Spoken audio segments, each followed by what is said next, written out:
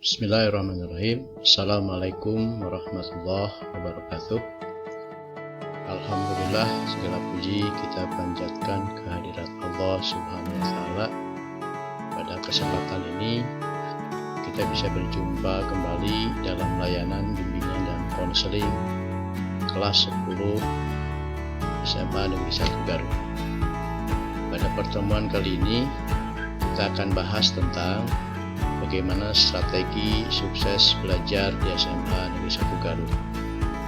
Semoga dengan layanan ini kalian bisa mengembangkan kebiasaan-kebiasaan belajar yang baik yang dilaksanakan di SMA Negeri 1 Garut, sehingga siswa bisa mencapai keberhasilan belajar secara optimal.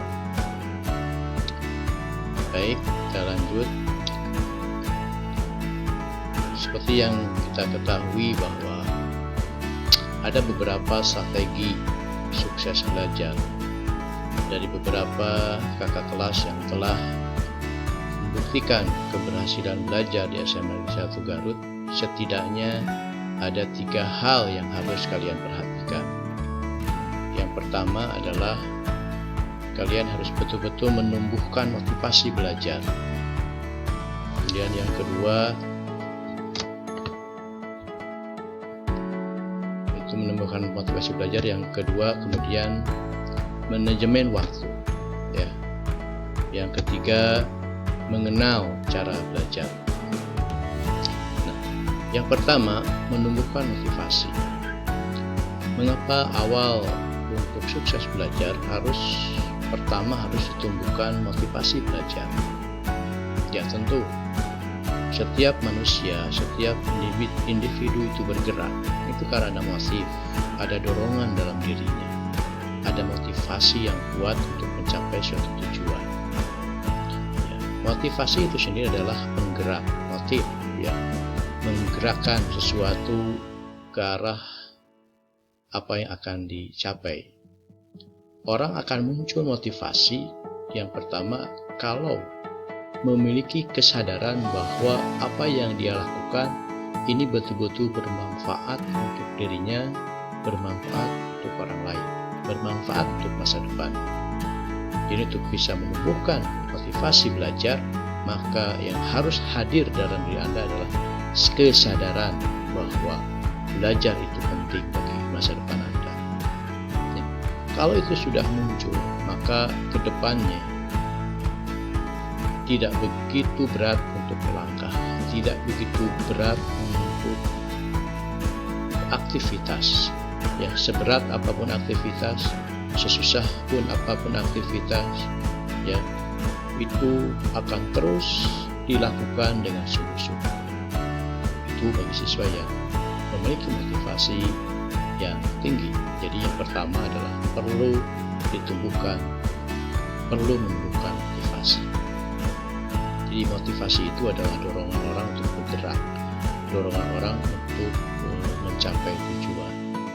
Walaupun dalam perjalanannya itu ada banyak hambatan-hambatan, banyak tantangan-tantangan, namun semua itu dia sadari bahwa untuk mencapai tujuan tidak semudah yang dia pikirkan.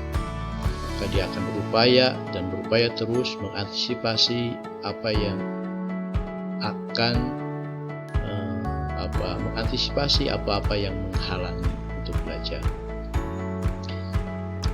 Yang kedua, manajemen waktu. Nah, ini penting ini, ya.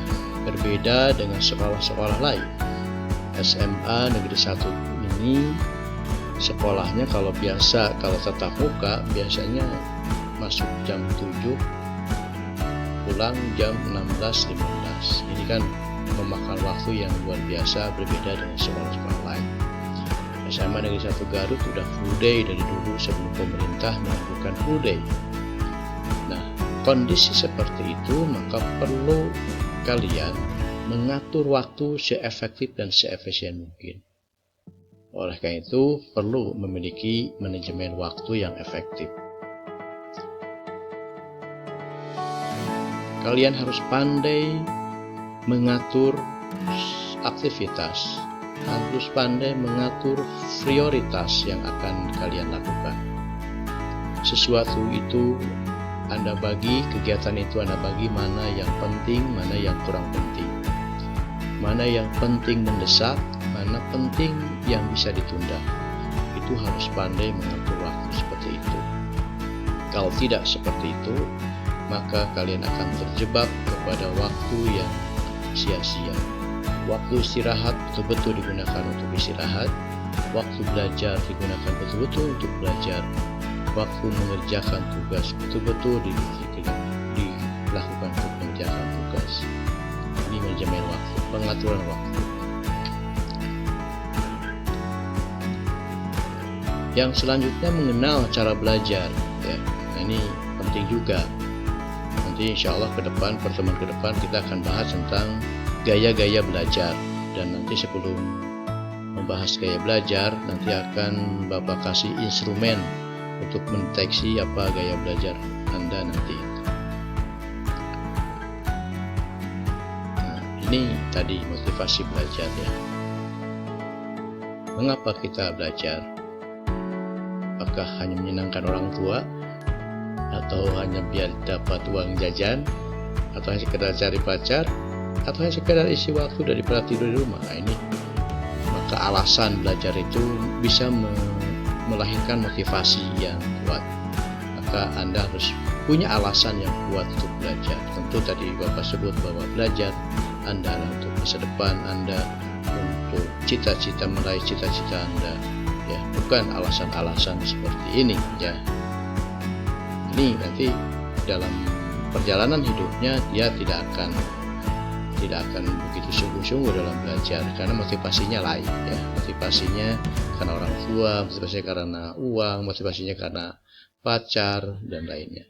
Kita motivasi harus betul-betul yaitu mencari ilmu untuk masa depan. Ya, lanjut. Nah, kadang-kadang dalam perjalanan musuh utama untuk belajar adalah malas, ya. Ini malas itu bisa melanda, bisa masuk ke siapapun, ya, ke siswa, ke guru, ke siapapun. Yang namanya malas itu bisa menervanya.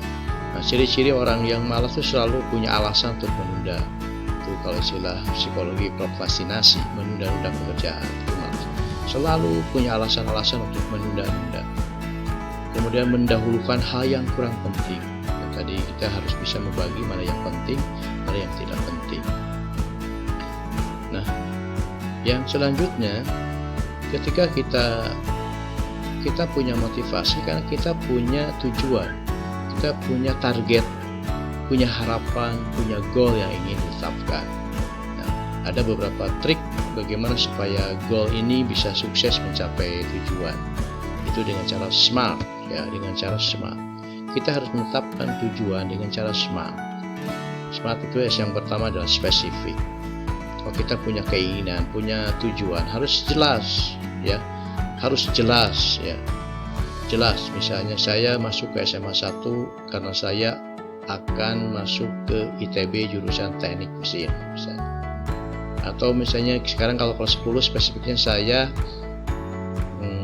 kelas 1 SMA ini target saya nilai rata-rata rapot 80. Spesifik, jelas, ya. Ya. Atau nilai yang di UN-kan rata-rata saya 85. Atau secara mata pelajaran, matematik semester 1 misalnya 80, fisika 85, kimia 80, dan seterusnya. Spesifik, keukur, ya. Yang kedua itu adalah measurable, keukur. Jadi kita terukur, apa yang menjadi tujuan kita itu terukur. Kalau misalnya tujuan kita nilai matematik itu 80, lalu apa upaya yang akan kita lakukan? Jelas, ya. Nah, spesifik, measurable, aktual. Ini nyata, ya, aktual. Jadi tidak ngambang. Yang selanjutnya realistis, ya. Ya, realistis, kaukur gitu, ya, dengan sesuai dengan kemampuan yang kita miliki. Kita memang potensinya segitu, ya, cukupnya segitu, matematik 80, ya, realistis, ya. Dan selanjutnya time. Nah, time itu ukurannya jelas, kapan tercapainya, ya, kapan tercapainya untuk mencapai tujuan itu. Jadi dengan cara cerdas, menetapkan tujuan dengan cara cerdas, dengan cara smart, gitu, ya. itu bermotivasi ya. Jadi motivasi diri ya begitu. Itu ini ada kiat-kiat bagaimana memotivasi diri kita sendiri ya. Gunakan aturan 5 menit, beri tugas yang besar, tetap ke sasaran, demikian, cari bantuan kalau perlu, belajar bersama dengan teman. Bila tetap malas juga ya evaluasi target kita, jangan menghindar dari tanggung jawab, buat skala prioritas, berpegang pada jadwal ya. Ini harus konsisten seperti itu. Selanjutnya manajemen waktu. Tadi bilang di awal penting kalau di SMA 1 itu memanage waktu. Mengapa prestasi berbeda? Padahal semua orang memiliki waktu yang sama, 24 jam sehari, 168 jam seminggu, 672 jam sebulan, dan seterusnya. Namun mengapa prestasi yang diperoleh beda-beda? Ada yang peringkat 1, ada yang nilainya 90, ada yang 95, ya, ada yang 80, ada yang 70. Kok bisa beda? Padahal waktu yang ditetapkan oleh Allah itu sama. Artinya di sana ada hal yang berbeda. Apa yang berbeda? Nah, actionnya yang berbeda, langkah-langkahnya yang berbeda. Orang yang mampu memanage waktu, mampu menentukan prioritas mana yang penting, prioritas mana yang tidak penting, prioritas mana yang penting dan mendesak, penting mana yang tidak mendesak. Contoh misalnya, penting mendesak, ujian besok, teman sakit parah, PR yang harus diselesaikan hari ini. Ya, penting tapi tidak mendesak, belajar teratur, olahraga, bersosialisasi, rekreasi, ya. Mendesak tidak penting, telepon yang tidak penting, dipaksa jalan-jalan dengan teman, tidak terlalu penting, ya. Terlalu banyak nonton TV, mengobrol tak henti, main game terus, nah itu tidak penting, tidak mendesak. Nah, mendesak penting, mendesak suka menunda. Ya, mendesak tidak penting, yes man, gitu ya. Cenderung pemalas, tidak penting, tidak mendesak, cenderung misalnya pemalas. Ya, penting, tidak mendesak, pandai menentukan prioritas. Nah, itu dalam hal menentukan prioritas. Strategi menyusun jadwal, buatlah daftar kegiatan, buat skala prioritas, perkirakan kebutuhan waktu, alokasi waktu, lalu evaluasi, kembali lagi ke awal, buat daftar kegiatan, dan seterusnya. Kemudian tip optimalisasi waktu. Pertama, manfaatkan waktu menunggu, ya. Jadi siswa SMA 1 dimanapun, kapanpun bisa belajar, gitu ya. Apalagi dengan fasilitas HP sekarang, dimanapun, kapanpun, di angkot, dimana bisa belajar. Jangan sekedar ikut-ikutan teman, harus punya kemandirian. Jangan menunda-nunda pekerjaan. Utamakan yang utama. Itu tip optimalisasi waktu. Lanjut, mengenai cara belajar yang ketiga. Cara belajar nanti ada istilah belajar visual, audio, kinetik, ya. Belajar berkelompok, ya, ada belajar dominasi otak, ada belajar kemandirian. Itu cara belajarnya. Nanti ke depan kita bahas lebih jauh tentang cara-cara belajar ini, bagaimana yang cara belajar visual, bagaimana cara belajar auditorial, bagaimana cara belajar kinetik. Nah, ini nanti pertemuan selanjutnya kita bahas karena waktu sekarang sudah berakhir. Maka pertemuan kita hari ini cukupkan sekian. Insya Allah untuk pertemuan selanjutnya kita bahas tentang cara-cara belajar atau gaya belajar.